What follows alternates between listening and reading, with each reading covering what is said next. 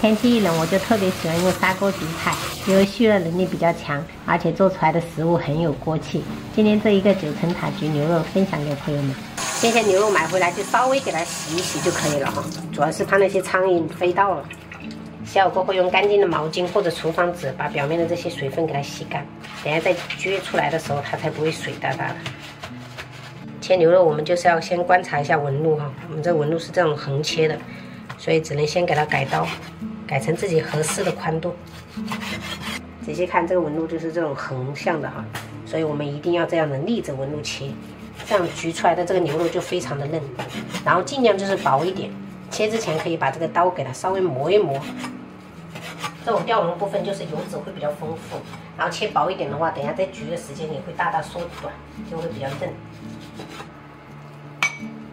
调味来点葱油鲜、生抽、大半勺蚝油，抹一点海洋黑胡椒，没有的话就用盐跟白胡椒粉。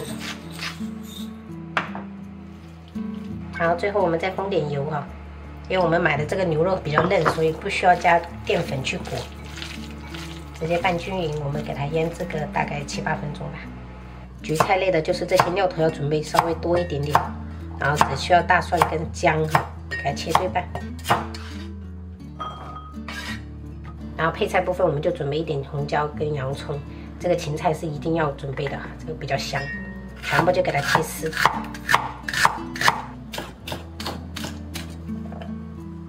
然后这道菜最突出的味道就是这个9层塔，这个是我老公买的一盆栽9块9的，现在已经回本了。家里有阳台的姐妹真的可以投资这种小成本，但是它回报率又很高，生命力很旺盛。焗之前我们要把砂锅给它烧热，烧到这种冒烟的程度，我们再来点油，先把大蒜跟姜放上去，给它小火炒香，炒到这种表面有点微焦哈，这个时候我们再把这个腌制好的牛肉给它铺上来。摊平过后淋一圈米酒哈，然后盖上，大火给它焗个2分钟。因为我切的牛肉比较薄，所以就是焗得很快，所以我们不要离开这个灶台，不然很容易焗老了。时间到了，我们最后把这些配菜放上去，然后用筷子稍微这样子给它推一推哈，然后继续哈，我们盖上盖子，给它再焗个1分钟。最后我们再下入这个9层塔，然后给它拌一拌就可以开吃了哈，不用再盖盖子了。虽然操作很简单，就几步，但是这样做出来的牛肉是真的非常嫩的，小朋友特别喜欢。顺便分享一下我们平时是怎么蒸生蚝的，就是冷水哈，下面蒸生蚝的时候，这边不是有一个凸起的吗？一般我们都是这样摆放的，这样摆的好处就是等一下就是蒸的时候那个汤汁就不会露出来。如果是清蒸的话，我们一般都是直接把表面稍微清洗一下就可以了，不需要给它撬开。然后再准备一点姜丝，给它摆在上面，稍微去一下腥。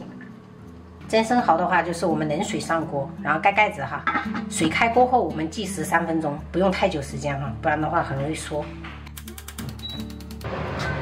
好，时间到了。就平时我们在家蒸生蚝就是这样蒸的，这样蒸出来的生蚝就是肥美又多汁。秋冬天有煮生蚝的，就像这样蒸哈。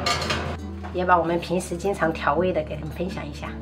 然后这里面蒜末、葱跟小米辣，薄盐、生抽来一点点，再来一点点醋，然后来一点白糖就可以了。今天本来应该爷爷奶奶要来的，结果临时又没来，我们就没有炒一盘青菜了，不然要炒个青菜的。今天有点青菜缺少，晚上再吃吧。